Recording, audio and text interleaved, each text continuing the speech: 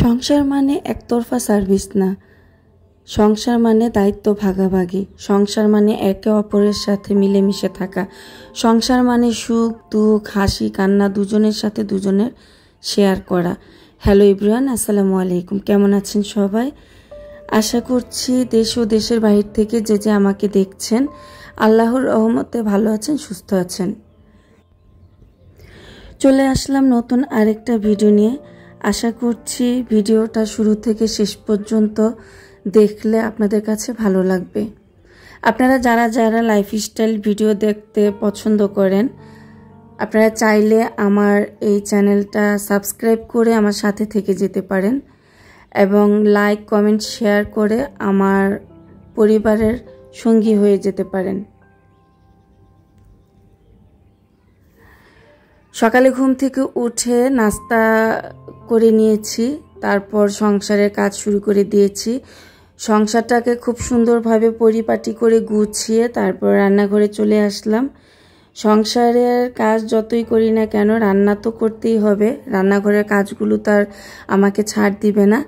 তা আমার কাছে মনে হয় রান্নাঘরের কাজগুলো যত তাড়াতাড়ি কমপ্লিট করা যায় ততটাই শান্তি পাওয়া যায়, কারণ ঘরের কাজগুলো আমার কাছে এতটা বেশি ঝামেলার মনে হয় না যতটা ঝামেলার মনে হয় আমার রান্না করতে। যদিও খুব পছন্দ করি, ভালো লাগে, কিন্তু ওই যে রেডি করা এই বিষয়গুলো আমার কাছে মাঝে মাঝে খুবই বিরক্ত লাগে। যাই হোক, এখানে আমি আজকে তেহারি রান্না করব। তেহারির জন্য সব মশলা আমি রেডি করে নিচ্ছি। এখন টক দইটা একটু পানি ঝরতে রেখে দিব। আমার বড় ভাইয়া আসবে আজকে। বড় ভাইয়া ঢাকাতেই থাকে, তো কাল রাতে ফোন দিয়ে আমাকে বলেছিল যে আমার হাতের তেহারি বিরিয়ানি খেতে ইচ্ছে করছে। তো ভাই বলে কথা, আর ভাই বোনের সম্পর্কগুলোই এরকম। ভাই খেতে চেয়েছে আর আমি যদি করে না খাই এটা নিজের কাছেও আমার একেবারেই ভালো লাগবে না, খুবই খারাপ লাগবে যতক্ষণ পর্যন্ত আমি করে না দিই। তাই বললাম যে ভাইয়া চলে আসো, আমি রান্না করে দিচ্ছি। যাই হোক, এই তো আমি তেহারির জন্য এখানে প্যানের মধ্যে বেশ কিছুটা তেল দিয়ে দিলাম, তারপর পেঁয়াজটা একটু লাল লাল করে বেরেস্তার মতো করে আমি ভেজে নিয়েছি। এখন দিয়ে দিচ্ছি আদা রসুন পেস্ট। আমরা যখন বিরিয়ানি তেহারি রান্না করি তখন কিন্তু আমরা আদা রসুন পেস্টটা একটু পরিমাণটা কমিয়ে দেই, মানে আমি ব্যক্তিগতভাবে যেভাবে রান্না করি। তারপরে দিয়ে দিলাম হচ্ছে রাঁধুনি তেহারির মশলার যে প্যাকেট, ওই প্যাকেট থেকে গুঁড়া মশলা, দেন কিছু কাঁচামরিচ আর টক দই। আমি বাসায় যখন তেহারি রান্না করি সিম্পলভাবে এভাবেই রান্না করি। কে কিভাবে রান্না করেন জানি না, সম্পূর্ণ এটা আমার নিজস্ব রেসিপি, তবে খেতে একেবারেই মানে দোকানের চেয়েও কম হয় না। যাই হোক, তারপরে লবণ দিয়ে দিলাম, বেশ কিছুটা গুঁড়া মরিচ দিয়ে দিলাম, দিয়ে মশলাটা ভালোভাবে কষিয়ে এখন তেহারির মাংসটা দিয়ে দিচ্ছি।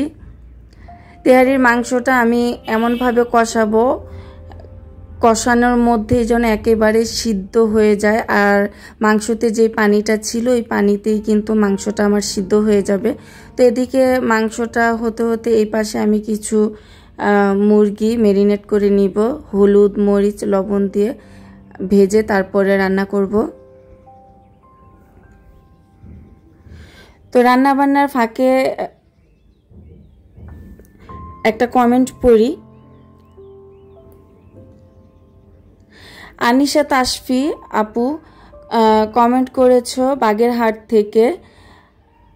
আপু, তুমি জানতে চাইছো যে আমার সোফার সেটের দাম কত? আপু, আমার সোফা সেটটার দাম পড়েছিল, আসলে আমার তো পুরোপুরি মনে নেই, ভুলে গেছি। ইদানিং এমন একটা রোগ হয়েছে অনেক কিছু ভুলে যাই, তো দুঃখিত আপু।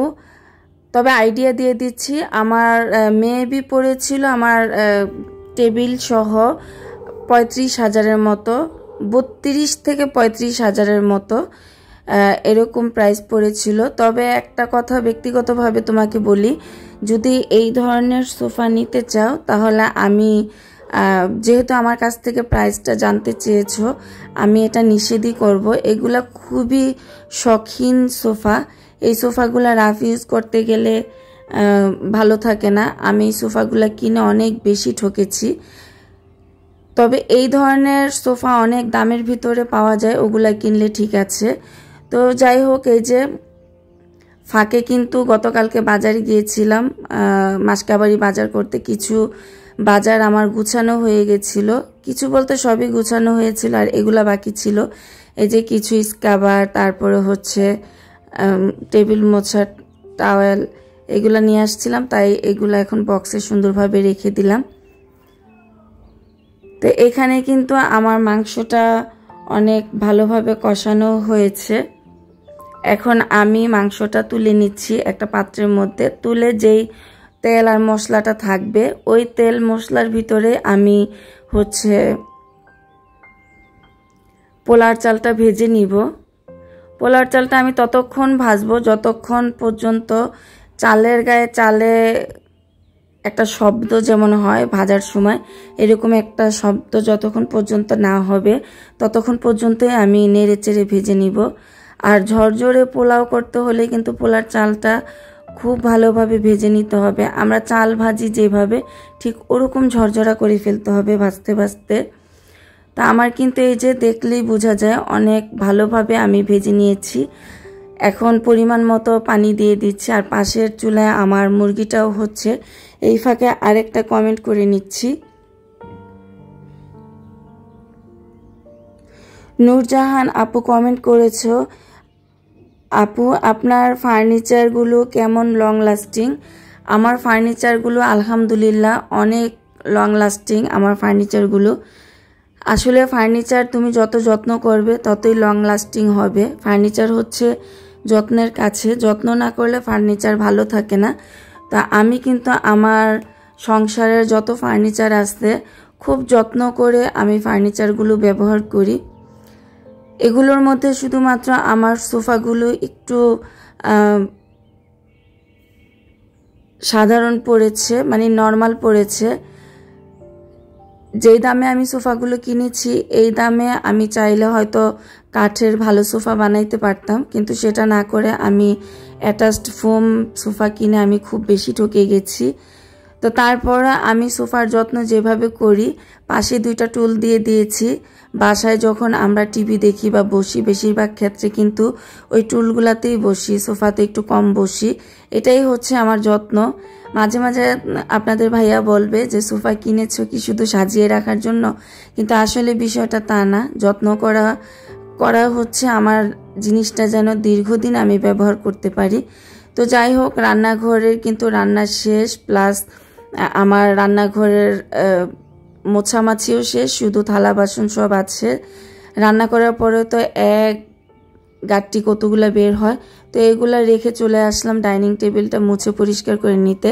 সকালে খাওয়া দাওয়ার পরে ডাইনিং টেবিলটা মোছা হয়নি, তো এখন যেহেতু আমি খাবার সার্ভ করব তার আগে টেবিলটা মুছে পরিষ্কার করে নিলাম। এই তো আমার তৈয়ারি কমপ্লিট। তো সবাইকে খেতে দিয়ে দিব, অলরেডি দুপুর 2টা বাজে। তো তৈয়ারির জন্য শশাটাও আমি অফ ক্যামেরায় শশা লেবু কেটে নিয়েছি, সাথে তো 7 আপ আছে। তো আমি প্লেটে প্লেটে সবাইকে দিয়ে দিচ্ছি, সবাই খেয়ে নিবে। সবাইকে খেতে দিয়ে তারপর আমি চলে যাব আবার রান্নাঘরে আমার বাকি যে ধোয়াপালা এগুলা কমপ্লিট করে নিতে।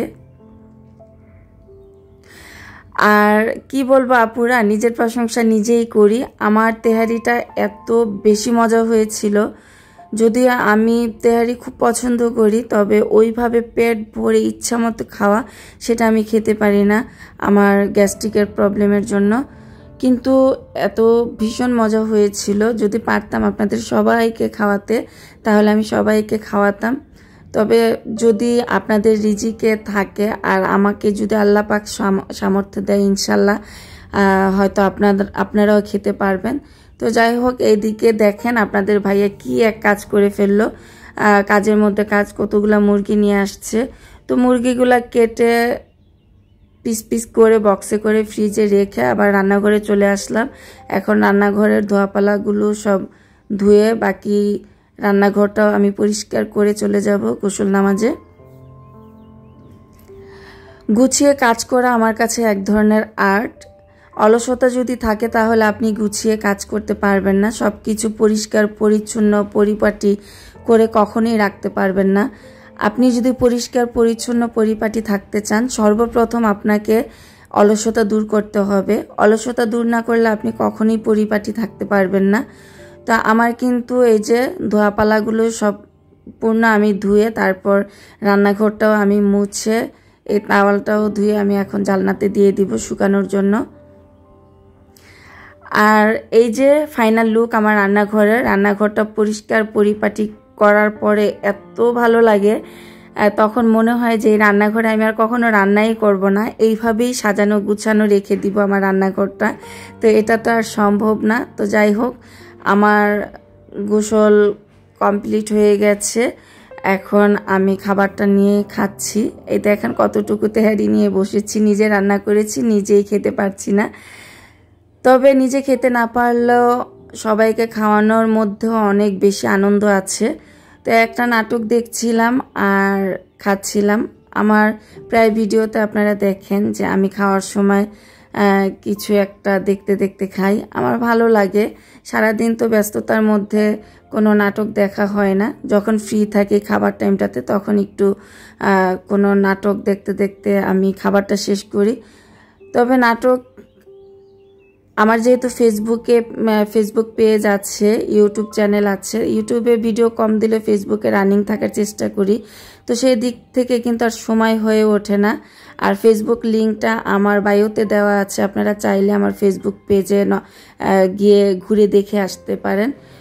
তো আমার খাওয়া দাওয়া কমপ্লিট, প্লেটটাও সাথে সাথে আমি ধুয়ে রেখে দিলাম। তার মধ্যেই ছেলের টিচার বাসায় চলে আসছে। তো টিচারকে আম কেটে দিচ্ছি।